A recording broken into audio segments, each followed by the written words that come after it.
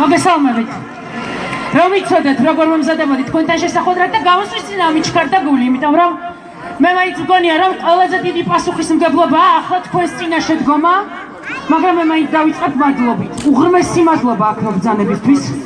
ეჭვიც არ მეპარებოდა, რომ დღეს თქვენ იდგებოდით აქ, იმიტომ რომ ხალხი ამ ქვეყანაში ყოველთვის იქ დგას, სადაც საქართველოს ჭირდება და ამ შემთხვევაში საქართველოს ჭირდება თავისუფალი მედიის გადარჩენა. მე ვიცი, რომ თითოეულ თქვენგანს თქვენი წილი რუსთავი 2 გაქვთ. ვიღაცისთვის ეს რუსთავი 2 გადის კურიერზე, ვიღაცისთვის არჩევანზე, ვიღაცისთვის პროფილზე, ვიღაცისთვის ვანო ჯავახიშვილზე, ვიღაცისთვის ჩემს გადაცემაზე, მაგრამ დღეს აქ რუსთავი 2 არის ერთი, რომელსაც სჭირდება დახმარება, დახმარება ხალხისგან.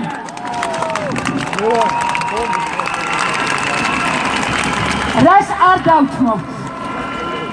უამრავი ადამიანის წერილი გვაქვს მისაღები, რომელიც გთხოვს დახმარებას, რომელიც ღიაცის ქვეშ ცხოვრობს და გთხოვს სახლს, მოგვარებას პრობლემების, ელემენტარული პრობლემების, რომლისგანაც შედგება მისი ყოველდღიურობა.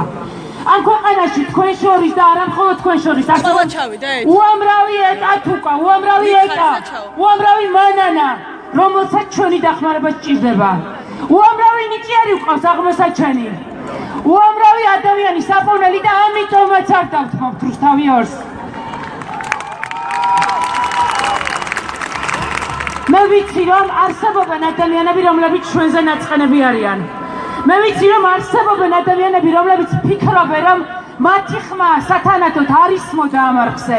და სწორედ ასეთი ადამიანების დანახვა მიხარია მე დღეს აქ, იმიტომ რომ მნიშვნელოვანია, რომ ვიცოდეთ, პირად ყენაზე მეტად, ყოველთვის უფრო მეტად და უფრო მაღლა დგას ჩვენი ქვეყანა.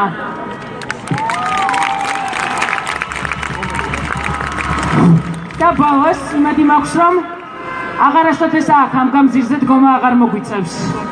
იმედი მაქვს, რომ მოვა ამ ქვეყანაში ხელისუფლება, რომელიც მიხვდება, რომ მედიასთან ბრძოლას, ჟურნალისტებთან ბრძოლას აგებს ყველა და მით უფრო, როდესაც ტელეკომპანიასებისთვის, რომელიც თავისთავად შექმნილია გამარჯვებისთვის.